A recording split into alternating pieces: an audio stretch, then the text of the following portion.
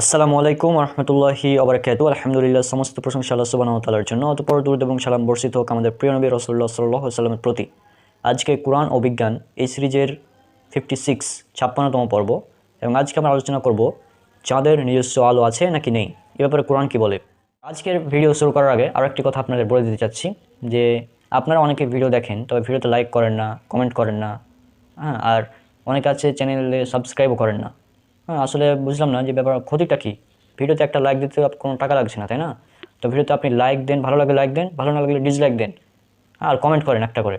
এটা করলে কী হবে যে আপনার আমরা যে ইসলামের এই বিভিন্ন কাজগুলো করছি এগুলো অনেক মানুষের কাছে পৌঁছে যাবে। প্রায় কয়েক মাস থেকে দেখছি আমাদের ইউটিউব চ্যানেলে, ফেসবুক পেজে কোনো জায়গাতে কোনো ধরনের রিচ নেই, একদম রিচ ডাউন। এর কারণ কি? এর কারণ হচ্ছে আপনারা ভিডিও দেখেন কিন্তু লাইক করেন না, কমেন্টও করেন না, এই জন্যই অবস্থা।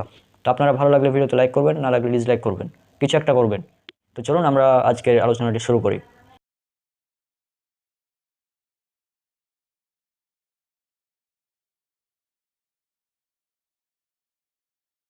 বর্তমান আধুনিক বিজ্ঞান আমাদের যে তথ্য দেয় সেটা হচ্ছে চাঁদের নিজস্ব কোনো আলো নেই, এটা হচ্ছে সূর্যের প্রতিফলিত আলো। আর পৃথিবী থেকে আমরা যে চাঁদের আলো দেখি রাতে, আসলে এটা কি চাঁদের আলো নাকি সূর্যের প্রতিফলিত আলো? এটা আসলে সূর্যের প্রতিফলিত আলো। এখন আপনি যদি একটু খেয়াল করেন, আমরা কিন্তু চাঁদকে সবসময় বড়, মানে আমরা পূর্ণিমা রাতে যে চাঁদটা দেখতে পাই, সম্পূর্ণ চাঁদ, এটা কিন্তু আমরা সবসময় দেখতে পাই না। আমরা শুধু পূর্ণিমার সময় এই সম্পূর্ণ চাঁদটা দেখতে পাই, কিন্তু বাকি সময় আমরা কোনো সময় চাঁদের অর্ধেক দেখতে পাই, কোনো সময় অর্ধেকের একটু বেশি, কোনো সময় অর্ধেকের একটু কম, হ্যাঁ, কোনো সময় একবারে একটু প্রথম অংশ দেখতে পাই। তো এভাবে আমরা চাঁদের বিভিন্ন অংশ দেখতে পাই, এবং এভাবে আমরা মাসের হিসাব করে থাকি। চাঁদের যদি নিজস্ব আলো থাকে তাহলে কেন আমরা পূর্ণ চাঁদ সবসময় দেখতে পাবো না? এটা যদি আসলেই নিজস্ব আলো থাকে তাহলে তো আমরা পুরোটাই দেখতে পাওয়ার কথা, তাই না? সবসময় দেখতে পেতাম পুরোটাই। যেমন আমরা সূর্যকে সবসময় দেখতে পাই, সূর্যকে আমরা যখনই দেখি পুরোটা দেখতে পাই। আপনি কখনো এতখানি সূর্য দেখেছেন, মানে চাঁদের মতো? এরকম কোনো সূর্য আপনি দেখেননি কোনো দিনও? আমরা দেখতে পাই না। আমরা সূর্যকে প্রতিদিন পূর্ণভাবে দেখতে পাই, কিন্তু চাঁদকে আমরা কেন এভাবে দেখতে পাই? তা আপনারা এখন স্ক্রিনে যে ছবিগুলো দেখতে পাচ্ছেন, এটা হচ্ছে চাঁদের বিভিন্ন সময় আমরা যেভাবে দেখতে পাই চাঁদকে। তো এটার কারণ কি? এটা হচ্ছে সূর্যের আলো। সূর্যের আলো যতখানি চাঁদের উপর পড়ে আমরা ঠিক ততটুকুই দেখতে পাই। মানে যতটুকু চাঁদের উপর সূর্যের আলোটা পড়ে, ঠিক ততটুকুই আলো, মানে ততটুকুই চাঁদকে আমরা দুনিয়া থেকে, পৃথিবী থেকে দেখতে পাই। আর যখন পূর্ণিমা রাতে যখন পুরো চাঁদের উপর আলো পড়ে তখন আমরা পুরো চাঁদটা দেখতে পাই। আবার অমাবস্যার রাতে, যেদিন কোনো আলোই চাঁদের উপর পড়ে না, সেদিন আমরা চাঁদকে আসলে দেখতে পাই না। তো এই হচ্ছে মূল কারণ যে চাঁদের নিজস্ব কোনো আলো নেই। এটা আমরা স্বাভাবিকভাবে এভাবে বুঝতে পারি যে চাঁদের আসলে নিজস্ব কোনো আলো নেই। কিন্তু প্রাচীনকালে মানুষের ধারণা ছিল যে চাঁদের নিজস্ব আলো আছে। এমনকি এই চাঁদের নিজস্ব আলো নেই এটা রিসেন্ট আবিষ্কার হওয়া, এই 300-400 বছর আগে আবিষ্কার হওয়া, চাঁদের নিজস্ব আলো নেই। হ্যাঁ, কিন্তু পবিত্র কোরআন আজ থেকে 1400 বছর আগে এই ব্যাপারে স্পষ্ট তথ্য দিয়েছে। এটা আছে পবিত্র কোরআনে সূরা ফুরকান, সূরা নম্বর 25 আয়াত নম্বর 61-তে, যে তিনি প্রদীপ ও আলো বিকিরণকারী চাঁদ সৃষ্টি করেছেন। প্রদীপ অর্থাৎ সূর্যকে বলা হচ্ছে, আর আলো বিকিরণকারী চাঁদকে বলা হচ্ছে। এছাড়াও যদি আমরা দেখি সূরা ইউনূস সূরা নম্বর 10 আয়াত নম্বর 5, এখানেও বলা হয়েছে তিনি সূর্যকে করেছেন দীপ্তিময় এবং চাঁদকে আলোময়, আর তার জন্য নির্ধারণ করেছেন বিভিন্ন মঞ্জিল, যাতে তোমরা জানতে পারো বছরের গণনা এবং সময়ের হিসাব। আল্লাহ এগুলো অবশ্যই যথার্থভাবে সৃষ্টি করেছেন। জ্ঞানী সম্প্রদায়ের জন্য তিনি আয়াতসমূহ বিস্তারিতভাবে বর্ণনা করেন। দেখুন সূরা ইউনূস সূরা নম্বর 10 আয়াত নম্বর 5, এখান থেকে একদম স্পষ্ট হয়ে যায় যে চাঁদের নিজস্ব কোনো আলো নেই, চাঁদ আলোময় হয়। মানে সূর্য হচ্ছে দীপ্তিময়, সূর্যের থেকে আলো নিয়ে চাঁদ আলোময় হয়। আর আপনারা দেখবেন চাঁদের ব্যাপারে যতগুলো শব্দ ব্যবহার করেছে কোরআনে, হ্যাঁ, মুনির, তারপর মানে বরড, নূর, বা বরড আলো, বিভিন্নভাবে এই বরড লাইট, বিভিন্নভাবে চাঁদের আলোকে উল্লেখ করা হয়েছে। কিন্তু সূর্যের আলোকে উল্লেখ করা হয়েছে দীপ্তিময়, হ্যাঁ, তারপর সিরাজ, ওয়াহাজ, এগুলো। অর্থাৎ সূর্যের ক্ষেত্রে যে শব্দগুলো ব্যবহার করা হয়েছে সেগুলোকে বোঝায় যে সে নিজেই আলোকিত হতে পারে, অর্থাৎ নিজেই তার মধ্যে আলো রয়েছে আর কি। কিন্তু চাঁদের ব্যাপারে চাঁদের নিজস্ব কোনো আলো নেই, এই জন্য তাকে আলোময়, হ্যাঁ, আলো বিকিরণকারী এ ধরনের বলা হয়েছে।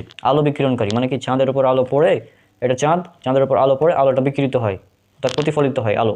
সূর্য থেকে আলো গিয়ে চাঁদে পড়লো, চাঁদ থেকে আলো তখন পৃথিবীতে যায়, এভাবে আলো বিকিরণকারী হিসেবে চাঁদকে বলা হয়েছে। আয়াতগুলোর তাফসির দেখি, তাফসিরে কী বলা হচ্ছে আয়াতের। আপনার স্ক্রিনে দেখুন, এটা হচ্ছে তাফসিরে আহসানুল বায়ান। তো এখানে অনেক বড় তাফসির, তো আমরা জাস্ট এই অংশটুকু উল্লেখ করব।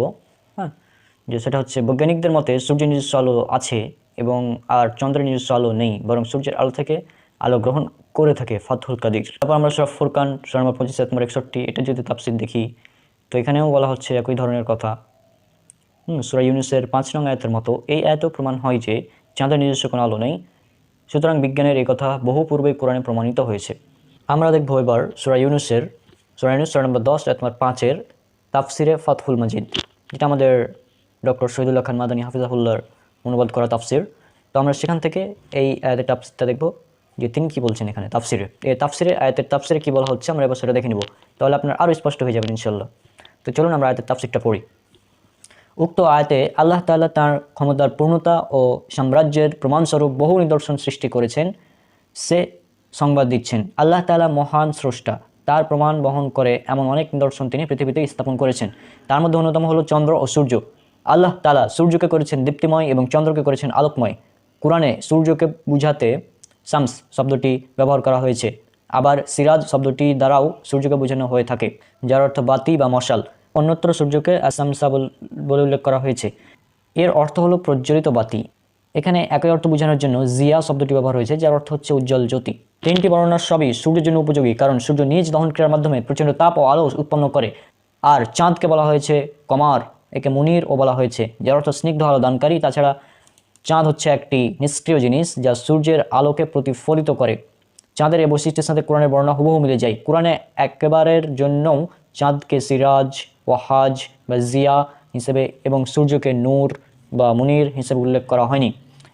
এর দ্বারা বোঝা যায় যে কোরআন সূর্যের আলো এবং চন্দ্রের আলোর পার্থক্যকে স্বীকার করে। এরূপ আয়াত সূরা ফুরকানের 61 নং এবং সূরা নূহের 16 নংয়ে উল্লেখ রয়েছে। সুতরাং চাঁদের আলো প্রতিফলিত আলো, যা বর্তমান বিজ্ঞান প্রমাণ করেছে, অথচ কোরআন তা 1400 বছর আগে প্রমাণ করেছে। তাহলে আয়াতের তাফসির থেকেও আপনারা বুঝতে পেরেছেন যে চাঁদের আলো এটা নিজস্ব কোনো আলো নয়, আর এটা আমার নিজস্ব কোনো ব্যাখ্যাও নয়। অনেকেই বলে যে ব্রাদার রওনাক সে কোরআনের অবব্যাখ্যা করে, জাকির নায়েকের মুরিদ, তারপর আরও অনেক এ ধরনের কথা বলে আমাকে। এ ধরনের অনেক সমালোচনা হয়েছে এই কোরআন অ্যান্ড মডার্ন সায়েন্স নিয়ে আলোচনা করতে গিয়ে। তো এখন তাদেরকে বলছি যে এখন তোমরা ডক্টর শহীদুল্লাহ খান মাদানী হাফিজাহুল্লাহ যে তাফসির ফাতহুল মাজিদ, এটাকে গিয়ে রদ করো। এটাকে গিয়ে তার বিরুদ্ধে বলো, যদি বুকে দম থাকে তার বিরুদ্ধে গিয়ে বলো। কোরআন অ্যান্ড মডার্ন সায়েন্সের আমার যতগুলো আলোচনা আছে সেটা আমার নিজস্ব কোনো মত না, সেটা কোনো না কোনোভাবে প্রমাণিত। কেউ না কেউ তো এর পক্ষে আছেই। আমার যেসব ভিডিও আছে কোরআন অ্যান্ড মডার্ন সায়েন্সের, এগুলো কোনোটাই কোরআনের তাফসিরের বিরুদ্ধে যাবে না। এবং কোরআন তো স্পষ্ট, আমরা যখন কোরআন থেকে স্পষ্ট বুঝতে পারি না তখন আমরা তাফসিরের সাহায্য নিই। কিন্তু যারা তাফসির ছাড়া কিছু মানবে না, যে না বিজ্ঞান আমরা বুঝি না, বিজ্ঞান মানি না, তারা কোরআনের তাফসির থেকে পড়বে। এখন বলবে তারা কি জানেন, এখন বলবে তাফসির ফাতহুল মাজিদ এটা গ্রহণযোগ্য নয়। এভাবে তারা বলবে। তো যাই হোক, এগুলো দেখে লাভ নেই। কোরআনে বলা হয়েছে চাঁদের নিজস্ব কোনো আলো নেই, এবং এটা একদম স্পষ্ট সত্য। আমরা দুনিয়া থেকে বুঝতে পারি যে চাঁদের নিজস্ব কোনো আলো নেই, কারণ চাঁদের যদি নিজস্ব আলো থাকতো তাহলে আমরা সবসময় পূর্ণ চাঁদ দেখতে পেতাম। এটা একদম লজিক্যাল কথা। আশা করছি আজকের এই ভিডিওর মাধ্যমে আপনারা জানতে পেরেছেন যে চাঁদের নিজস্ব কোনো আলো নেই। এটা কোরআনে অনেক আগে থেকেই বলা ছিল, এবং স্পষ্ট হবে যে চাঁদ আলো বিকিরণ করে, মানে এটা দ্বারা আলো প্রতিফলিত হয়, এভাবে বলা হয়েছে। একদম স্পষ্ট হবে। তো আজ থেকে 1400 বছর আগে কোরআন মাজিদে এই তথ্য কে দিতে পারে? যিনি এই চন্দ্রের স্রষ্টা, যিনি সূর্যের স্রষ্টা, তিনি দিতে পারেন। কারণ আয়াতগুলো এভাবে বলা হয়েছে, তিনি সৃষ্টি করেছেন চন্দ্র ও সূর্য। তারপরে বলা হয়েছে যে তিনি চাঁদকে করেছেন আলোময় বা আলো বিকিরণকারী। তো আশা করছি আপনারা স্পষ্টভাবে বিষয়টি বুঝতে পেরেছেন। আজকে কোরআন অ্যান্ড মডার্ন সায়েন্সের 56টা বিষয় কমপ্লিট হলো। ইনশাল্লাহ পরবর্তীতে আরও অনেকগুলো পর্ব আসছে। সব আমার জন্য অনেক অনেক দোয়া করবেন। সামনে আমার এক্সাম, আমার জন্য দোয়া করবেন যাতে এক্সামটা আমি ভালোভাবে দিতে পারি। আজকে বিদায় নিচ্ছি, দেখা হবে ইনশাল্লাহ পরবর্তী কোনো ভিডিওতে। আজকে বিদায় নিচ্ছি। আসসালামু আলাইকুম রহমতুল্লাহি ওয়া বারাকাতুহু।